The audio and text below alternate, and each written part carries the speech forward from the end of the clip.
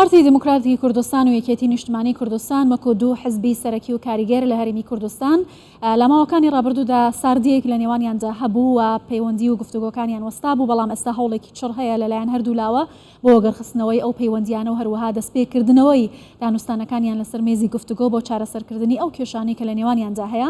من زیاتر قسە دەکەم سەبارەت بە دەستپێکی گفتوگۆکان و ئەو چارەسەرانی کە دەخرێنە ڕوو بۆ لێک نزیکردنەوەی لایەنە سیاسیەکانی کوردستان بە تایبەتی لەم بارودۆخە هەستیاری هەرێمی کوردستان و عراقدا.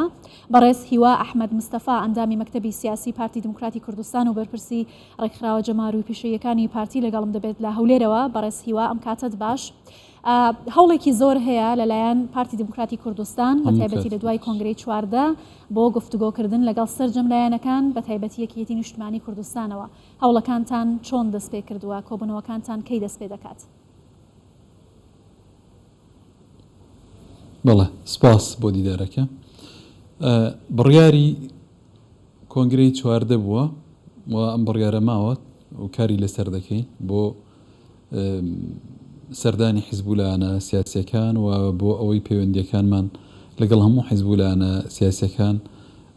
ئەوانەی کە باشن باشتر و باشتریان بکەینەوە چۆن لە کوردەوەردا دەمەزەردی بکەینەوە بۆ هەم بۆ ئەوانش کە ئەگەر لە شوێنێک ساردێکی شەبێ هەوڵ بدەین ئەو ساردیانە نەمێنێ، ئەگەر لە شوێنە گرفتێکی شەبێ ئێمە وەکو پارتی ئامادەین گوێ لە هەموو ئەو بەڕێزانە بگرین کە گرفتیان لەگەڵ پارتی هەیە یان پێیان وایە گرفتیان لەگەڵ پارتی هەیە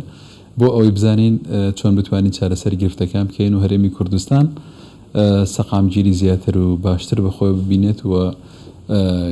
کاروبارەکانی خەڵکیش بە جوانی بەڕێوە بچن. بەڵێ لە پەیوەندی لەگەڵ کۆبوونەوەکانتان لەگەڵ یەکێتی نیشتمانی کوردستان گەیشتونەتە کوێ؟ ئایا هیچ وادەیەک دیاری کراوە لەم هەفتەیە بە دیاریکراوی کە کۆبوونەوەکانتان دەست پێ بکاتەوە؟ من دەبێت لەوە دەست پێ بکەم کە ئەگەر بگەڕینەوە بۆ مێژوو ئێمە و یەکێتی نیشتیمانی لە ڕابردوودا لە هەر شوێنێکە بەیەکەوە بووبین دەستکەوتی باشمان بۆ گەلی کوردستان بەدەستێناوە، چ لە پێش ڕاپەڕین لە سەردەمی بەرەی کوردستانی و پاشانیش بۆ ڕاپەڕین بۆ خەڵکی کوردستان و لە هەمان کاتیشدا دوای ئەو وێستگانش لە 2003 بە دیاریکراوی دوای ڕوخاندنی ڕژێمی بەعس و ئەو ئازادیەکانی کە بۆ عراق هاتن و حکوومەتی تشکیلکردنەوەی دەوڵەتی تازای عراق لە نووسینەوەی دەستور ئێمە و یەکێتی و حزابی تریش بەیەکەوە بووین توانیمان کاری باش بکەین لە جێگەی باش بۆ هەرێمی کوردستان لە دەستوردا بکەینەوە. لە زۆر بابەتی تریشدا ئێمە لە ڕابردوو ئەگەر لەگەڵ یەکێتی یان لەگەڵ حیزبەکانی تر بەڵام بە تایبەتی باس لە یەکێتی دەکرێت بەیەکەوە بووبین زۆر شتمان بەدەستێناوە بە تایبەتی سەردەمی ڕێکەوتنامەی استراتیجی کە کاری باش کراون. بۆ ئێستاش لە دەکرێت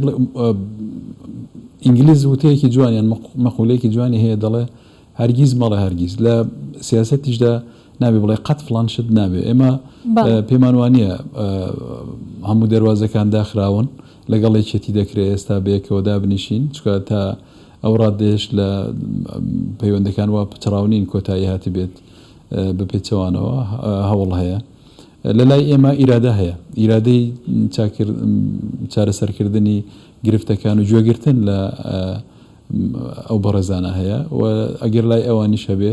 ئەمە زۆرمان پێ باشە. نازانم بە دیاریکراوی لەو هەفتەیەدا دەنیشینیان نا، بەڵام ئێمە وەکو پارتی پێمان وایە چارەسەرکردنی گرفتەکان ئیلا دەبێ بەدانیشتن و لە یەک تێگەیشتن و وەرکردنەوەی کارەکان بێ بۆ ئەوەی بتوانین کۆتایی بە گیر و گرفتەکان بین ئەوانەی کە هەن. لای ئێمە وەکو باسم کرد وەکو پارتی ئیرادای ئەو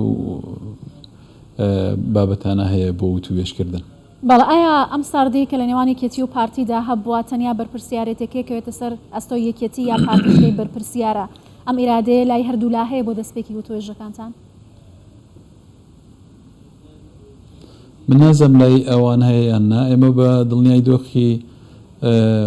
ناویەکێتی دەخوێنین و دەزانن لە چ بار و دۆخێکدایە و بۆ ئەوە خوێندنەوەمان هەیە و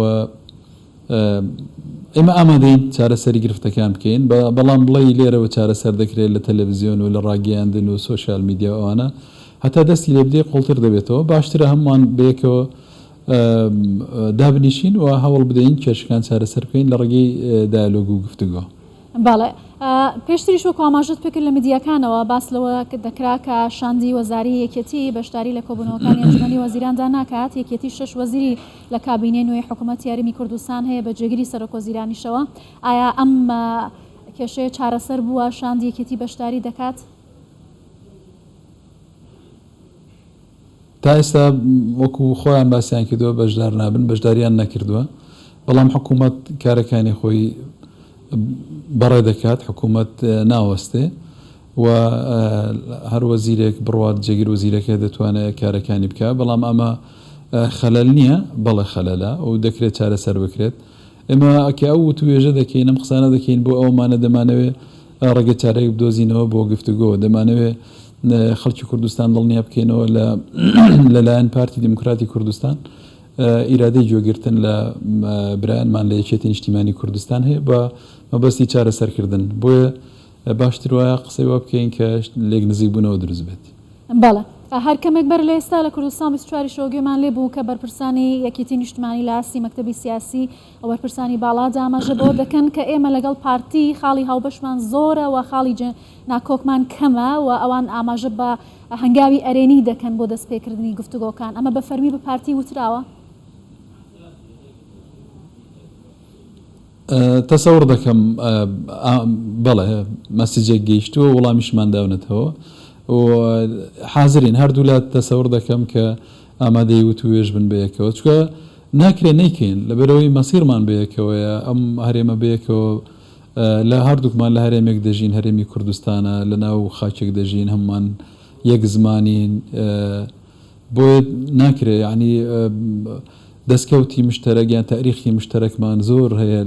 زۆرترە لەوان لە شتە خراپەکان بۆیە لەو خاڵانەوە دەست پێ بکەین کە زۆر نزیکن دەتوانین چارەسەری گرفتەکان بدۆزینەوە. بەڵێ ئایا دەکرێت بەم شێوەیە لە ڕێگەی میدیاوە گوێبیستی هەڵوێستەکانی یەکتر بن میدیا دەتوانێت ڕۆڵ بگێڕێت لە هێوەرکردنەوەی دۆخەکە یا دەکرێت مێزی دانوستانەکان شوێن یەکلاکەرەوە ئەم کێشە و ناکۆکیانە بن؟ ئەوە دەکەوێتە سەر بەشێک لە میدیاکان کە چۆن پرسیارەکانیان دەکەن و چۆن ئاراستەی وتوێژە یان ئاراستەی بابەتەکان ئاراستە دەکەن و بەشێکی دەکەوێتە سەر ئەو بەرپرسانەی لێدوان دەدەن لێدوانەکانیان ئێمە پێمان باشە هەموو ئەو لێدوانانەی دەدرێن باری دەرونی خەڵک ئارام بکاتەوە لەگەڵ ئەوەشدا واقع بین لە من ناڵم شت لە میلەتی خۆمام شارینەوە بەڵام بە واقع بینانەش کار بکەین یەکجار نەگەیشتوتە ئەو ڕادەیە کە کۆتایی بابەتەکان هاتبێت ئێستاش مەجای لێک تێگەیشتن گفتوگۆ چارەسەرکردنانە چارەسەرکردنیش لە ئارادایە لەلایەن پارتیۆکو باسم کرد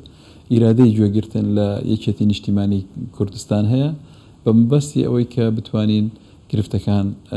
چارەسەر بکەینیان لانیکەم کەمیان بکەینەوە. بەڵێ دوێنێ گوتەبێژی پارتی دموکراتی کوردستان وتی کە پارتی بۆ چوونی خۆی بە فەرمی بۆ گفتوگۆ بە یەکێتی گەیاندووە ئایا پارتی بۆ توێژ لەگەڵ یەکێتی مەرجی هەیە بۆ چوونەکانی پارتی چی بوونە؟